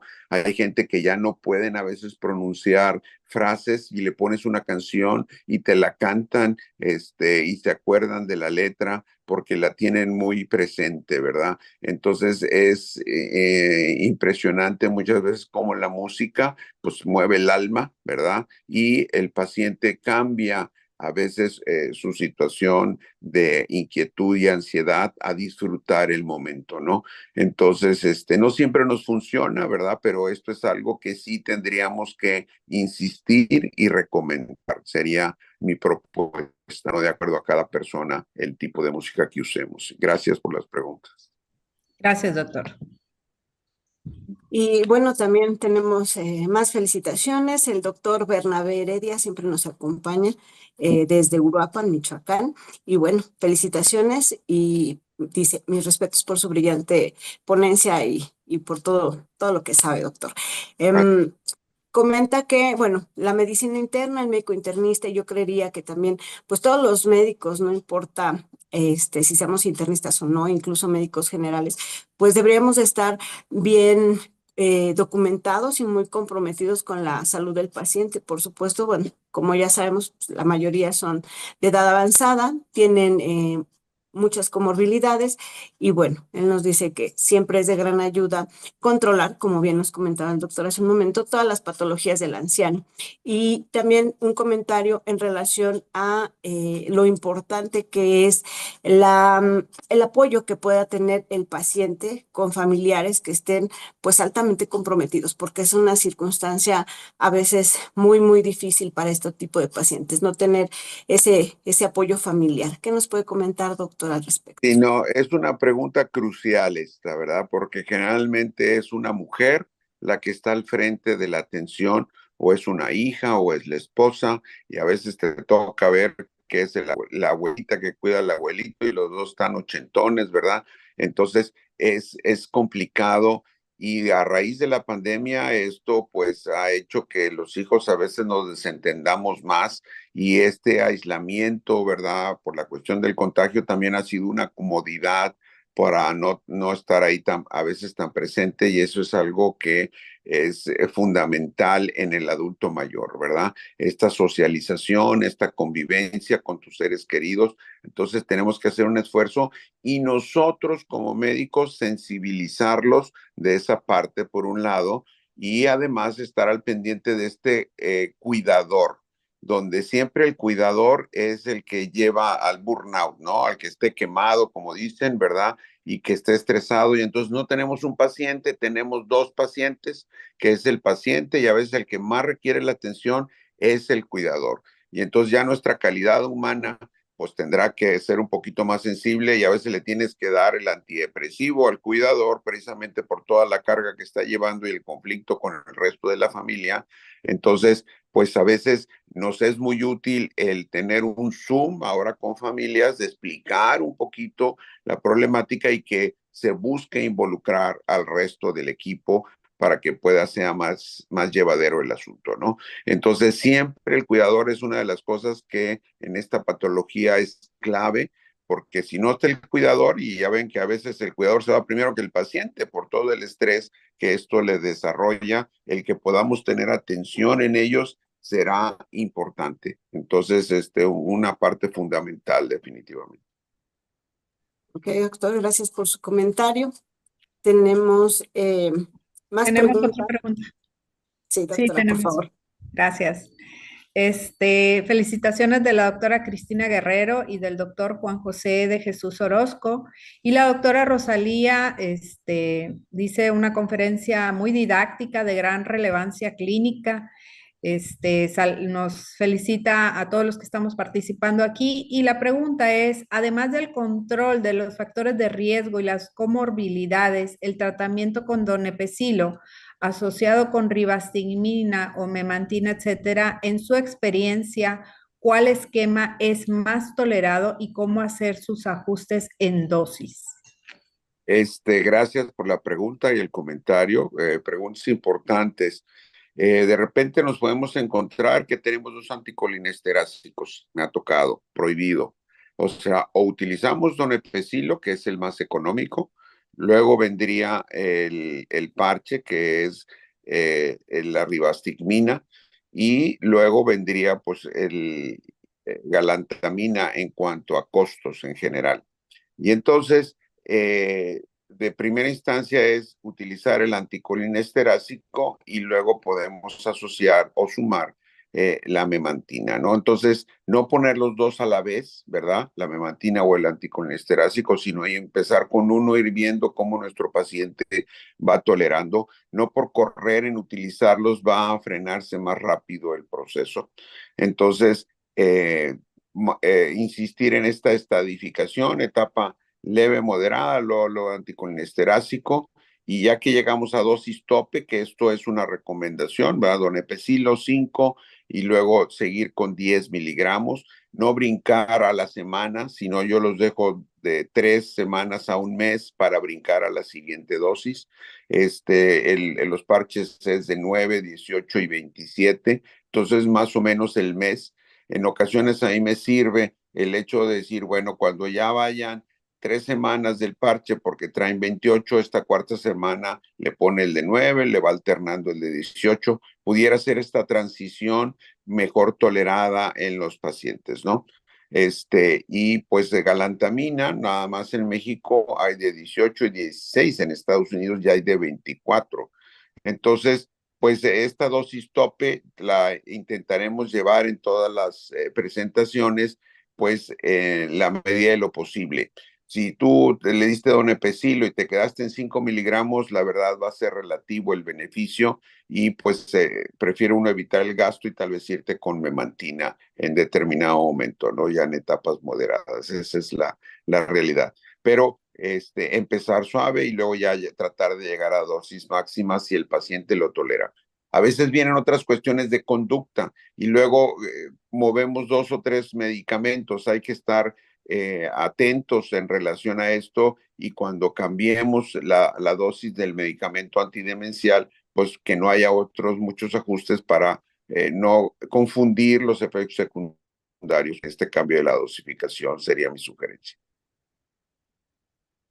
Muchas gracias, doctor, por sus comentarios y tenemos también más felicitaciones en Facebook y preguntas. Bueno, la doctora Verónica López nos dice, excelente conferencia y su pregunta es, ¿qué opina sobre el uso indiscriminado de benzodiazepinas? Bien, eso es importante, ¿no?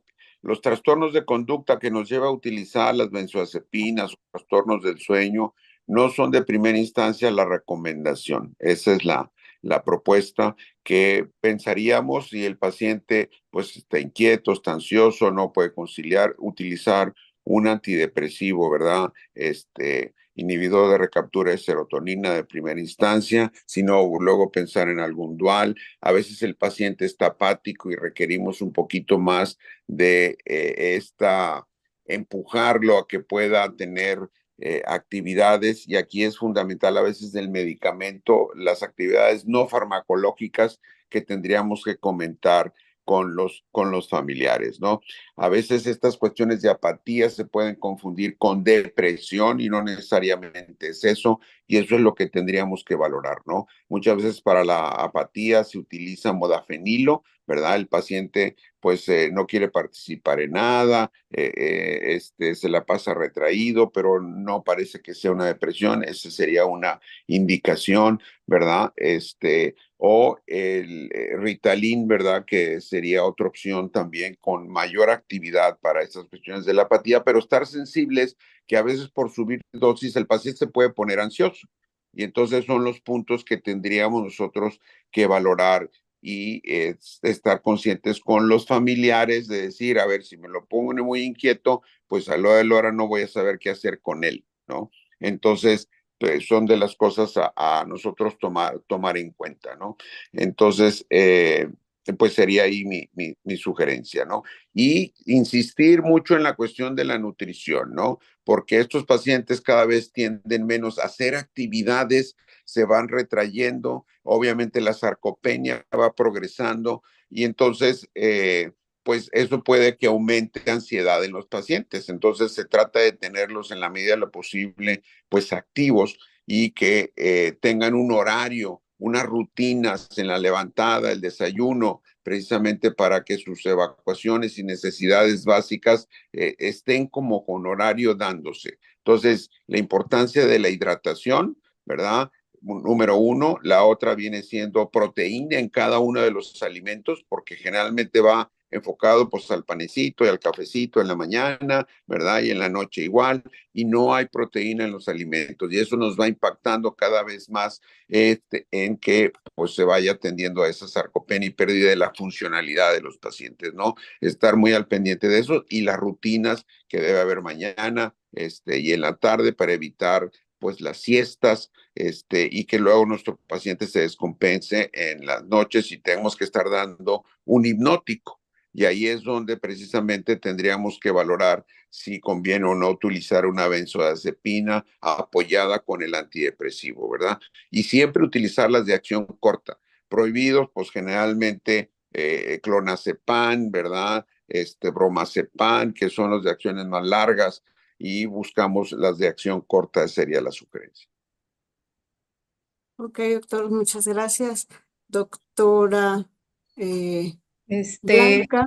sí, tenemos felicitaciones de Chihuahua, la doctora Teresa Barrios, de la Ciudad de México, el doctor Miguel Malváez, de San Luis Potosí, el doctor Jorge González. Tenemos también de Tabasco. Doctor, ¿cuánto se calcula el retraso en el diagnóstico de Alzheimer, sobre todo en los pacientes que no son tan grandes, porque sí los hay? ¿Cuánto es el retraso? No, eso pues no tendría la respuesta certera, esa es la realidad. Pero como les decía, sí, tenemos que trabajar más en educación, en las familias, para que nos los lleven más tempranamente, donde el paciente incluso pudiera involucrarse a veces en la toma de decisión de qué es lo que quiere en el camino que sigue, que eso pues nos lo dará cuando empecemos a utilizar las pruebas más precisas, ¿verdad? Sanguíneas que les comento. Y entonces, pues sí, yo te diría que fácil más de 2, 3 años, ¿no? Esa es una realidad, este retraso que se suele dar, ¿no? Pero creo que tenemos una obligación nosotros como médicos de sensibilizar cuando ya vemos venir estas cosas, ¿no? Y sobre todo ese paciente con alta comorbilidad, el paciente que tuvo una cirugía de corazón, un paciente que tuvo EBC, esos son gente que tenemos que insistir en mantener su reserva cognitiva porque va caminando a tener un deterioro. No le podemos poner Alzheimer, pero tal vez sea una combinación de degenerativo con vascular, ¿verdad? El paciente con Parkinson, más del 40% de estos pacientes evolucionan a tener demencia. Y entonces son de las cosas que tenemos que prever en ellos y hacerlos conscientes de que se mantengan lo más activo posible en la cuestión física, su nutrición y la cuestión de estimulación cognitiva en la medida pues que lo vayan tolerando. Gracias, Ok. doctor. Gracias, doctor, por su comentario. Y bueno, también tenemos, por otro lado, estos pacientes que quizás inicien con algún deterioro cognitivo y la familia quisiera como tenerlos más enfermos, porque de repente hay otro tipo de intereses, hablemos como tal, intereses económicos. ¿Qué tan importante y hasta dónde puede llegar en estos casos el médico para determinar, porque así tal cual lo piden a veces, ¿no? Queremos saber si tiene sus facultades mentales completas, ¿no? Eh, Sobre todo para la toma de decisiones en cuanto a cuestiones de bienes materiales, etcétera. ¿Hasta dónde pudiéramos llegar, doctor? Pregunta crucial, esa es una realidad.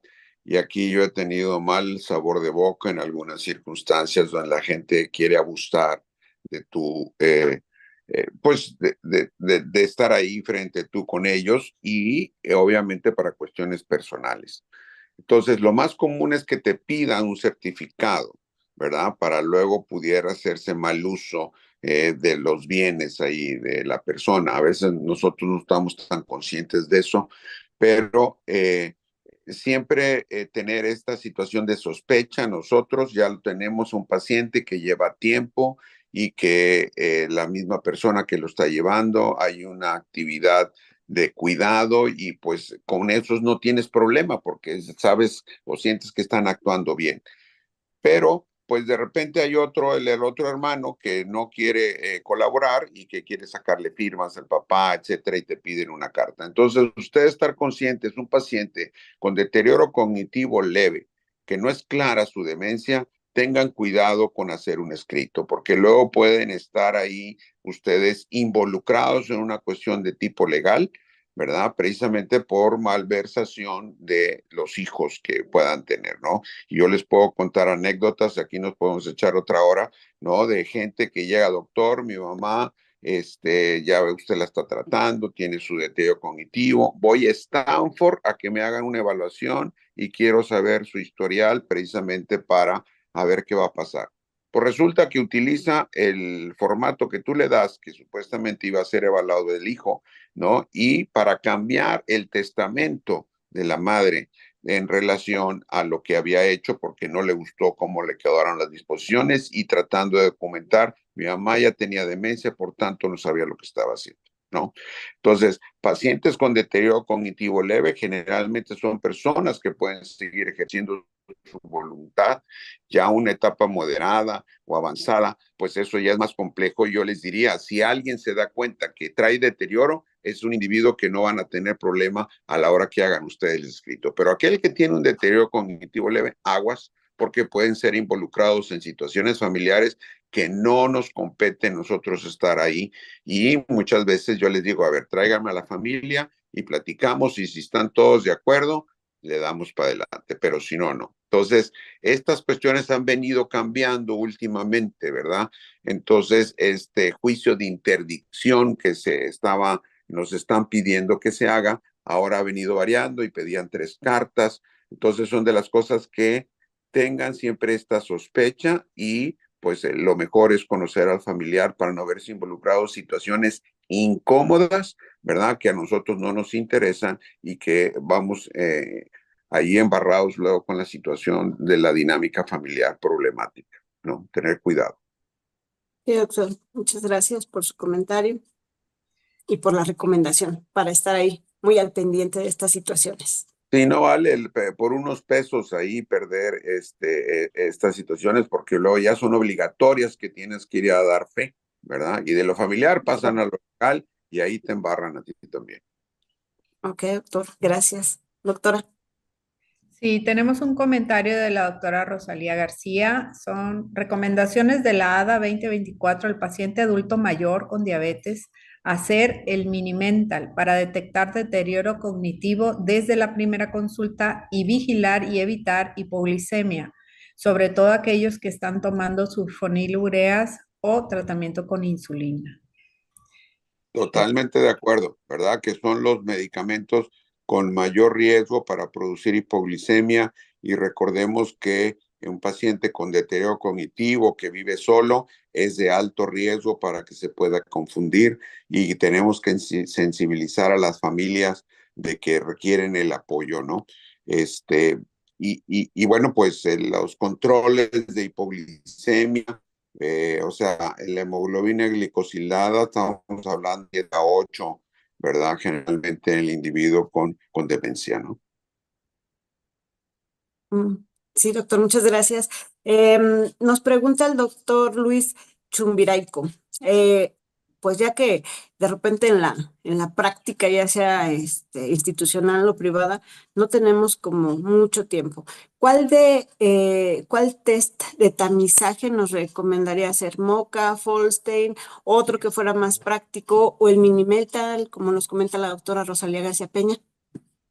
Sí, yo creo que en ese sentido, es una realidad, ¿no? En las instituciones de que no hay formatos.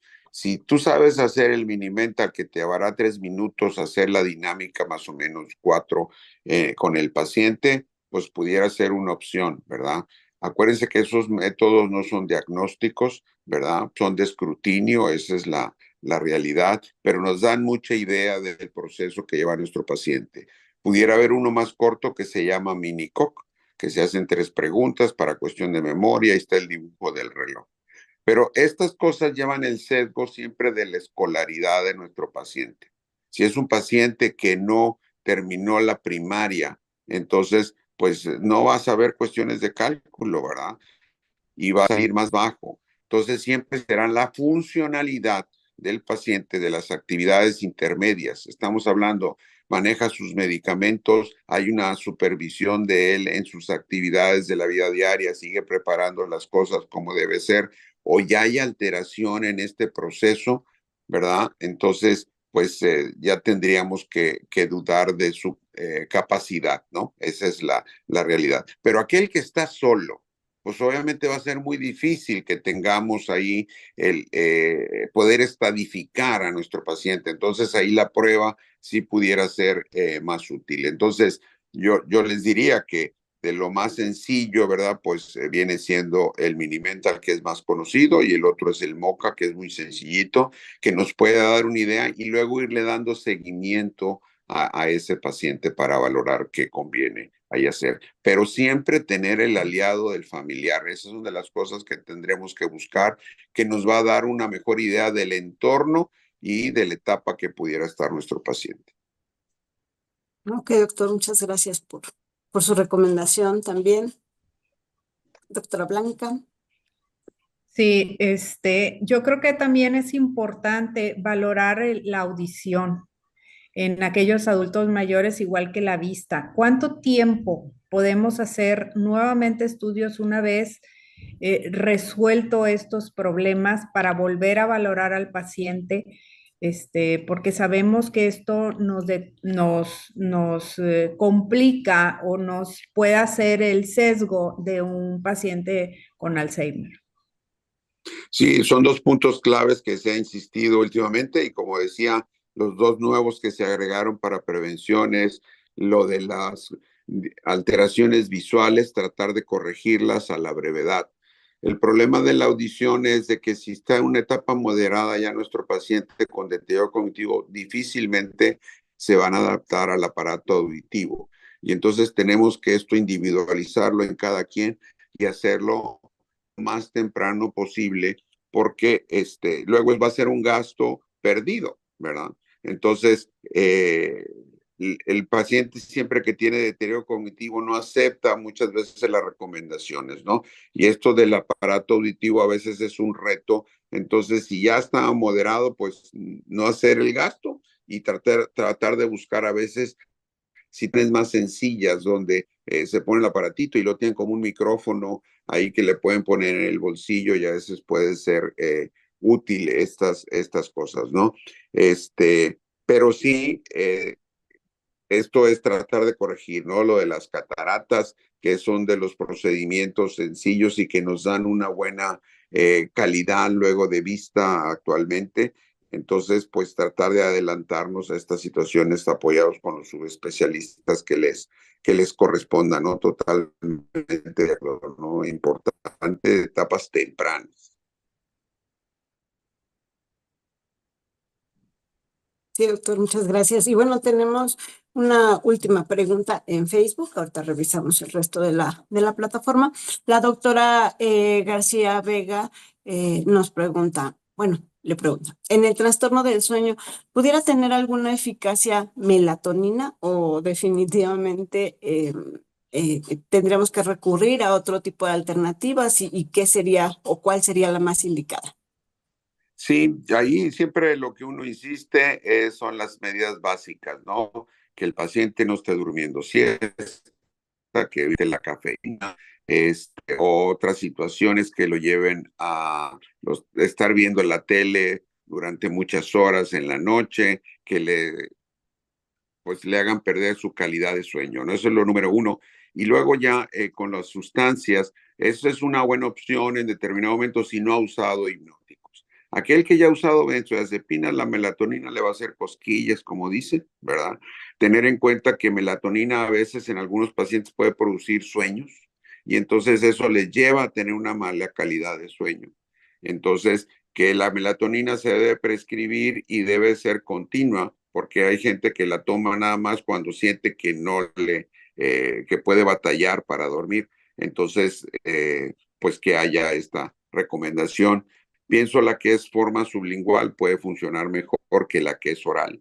¿Sí? Esas son opciones ahí a tomar en cuenta, ¿no? Entonces, pues dar estas prescripciones, utilizarla una hora antes de irse a la cama, entonces serían de las recomendaciones. Pero ya una vez que utilizaban benzodiazepinas anteriormente, tienen un antidepresivo, pues la melatonina no va a ser a veces tan útil, ¿no? Y hay gente que tiene pues la vida utilizando, ¿verdad? Su medicamento y como les digo, si es de acción corta, adelante con esa medicina. No hay un artículo que ahorita nos demuestre que las benzodiazepinas son causa de la demencia. Se comenta obviamente que es una situación de riesgo para cuestiones de la memoria y pues hay casos que se han descrito donde pues cuando venimos a Europa y utilizamos esto, el jet lag y prevenirlo, de repente hay gente que se le puede borrar el cassette, algunas cosas, ¿no? Entonces sí tener estas situaciones de cuidado, pero pues tenemos gente que tiene 20 años usando su pastillita, ¿verdad? Se le olvidan otras cosas, pero el pedirte la receta de la pastilla no se le olvida, ¿verdad? Entonces, pues si está todo bien, pues yo diría pues ahí seguir, ¿verdad? Esa es mi sugerencia.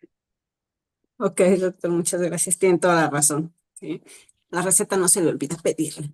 Y bueno, estamos revisando la plataforma. Doctora Blanca, ¿ve alguna otra pregunta que yo no vea? No, hasta ahorita son las preguntas que tenemos. La Sí. verdad Lo que, estuvo muy nutritiva esta plática. así Gracias. es. Sí. Lo que siguen llegando son felicitaciones, pero bueno, como dijo el doctor, entre las anécdotas y las felicitaciones, aquí nos quedaríamos no 1 hora, 2 horas. Y bueno, muchísimas gracias, doctor. Yo creo que nos ha llevado mucho tiempo, pero ha valido muchísimo la pena y pudiéramos seguir pues recibiendo más preguntas si nos quedáramos más tiempo, pero pues es bastante razonable lo que hemos estado platicando con usted y también ojalá y pueda descansar otro ratito antes de empezar sus actividades académicas. Entonces, me gustaría dos cosas. Una, doctor Macías, que nos deje un mensaje final como siempre les pedimos, algo que nos podamos llevar a casa, que debamos tener en cuenta. Y segundo, doctora Blanca, si nos despide de la sesión en esta noche. Pues Muchas que nada, gracias, obviamente, por la invitación a estar participando. Ha sido un honor. Gracias, Blanquita, nuestra excelente presidenta que tenemos actualmente, y pues están invitados al congreso que tenemos ahora próximamente en octubre ahí en Monterrey con pues validez precisamente para certificación. Entonces estamos muy contentos por el trabajo que ha hecho la doctora ahí para poder lograr esto, que es siempre todo un reto, ¿no? Y pues mi mensaje sería enfocado que estemos muy conscientes en nuestros pacientes mayores, la alta probabilidad que podamos tener con la comorbilidad que vemos generalmente en instituciones de salud, de que haya deterioro cognitivo, que es gente que es un área que tenemos que evaluar en la medida de lo posible y aconsejar a los familiares a adelantarse a la problemática que eso puede llevar más posteriormente. Entonces, el dedicarle un poco de tiempo al cuidador siempre será una cuestión valiosa que les aportará información sobre el paciente y estaremos más certeros en la prescripción que pudiéramos hacer, ¿no? Entonces, pues siempre tratar de dar ese extra para mantener en mejor condiciones a nuestros pacientes. Y una vez más, gracias y felicidades a todos por estar tratando de actualizarse, que eso aumenta nuestra reserva cognitiva y eso nos protege precisamente para el deterioro cognitivo, ¿no? Entonces, seguir en esta línea. Muchas gracias. Muchas gracias, doctor. Agradecemos a la doctora Karina, el haberme permitido estar como coordinadora al doctor Amador Macías por su excelente ponencia. Y sí, no olvidar que también el ejercicio nos ayuda bastante en el deterioro cognitivo. Y los invitamos cordialmente a estar en Monterrey. Tenemos dos eventos muy grandes. El nacional también va a ser ahí. Estaremos participando con el doctor Faustino y teniéndolos a todos ustedes. Y en nuestro congreso también estaremos presentes. Es un congreso muy grande, es una recopilación de mucha gente, de muchos ponentes y los queremos ver en Monterrey. Muchas gracias. Buenas noches a todos y nos vemos la siguiente sesión la próxima semana. Hasta luego. Gracias.